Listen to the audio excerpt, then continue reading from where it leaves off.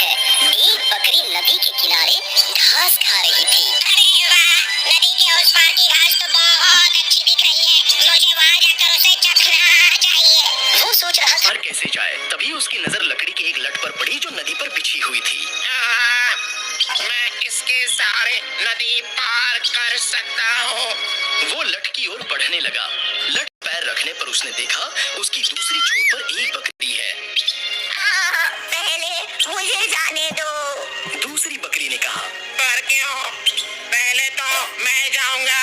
नहीं नहीं, लकड़ी पर पहले मैं चढ़ा तो पहले मैं जाऊंगा। दूसरी बकरी ने कहा। पहली बकरी सोचने लगी। उसे अपने दादाजी की कही एक कहानी याद आ गई।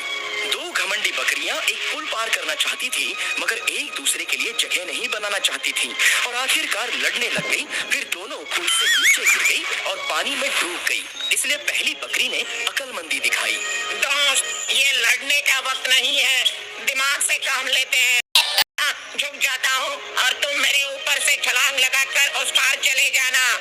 ये कहकर पहली बकरी उस लट पर झुक गई। दूसरी बकरी उसके ऊपर से कूदकर दूसरे पार निकल गई। बहुत बहुत शुक्रिया दोस्त, तुमने अक्लमंदी से काम लिया।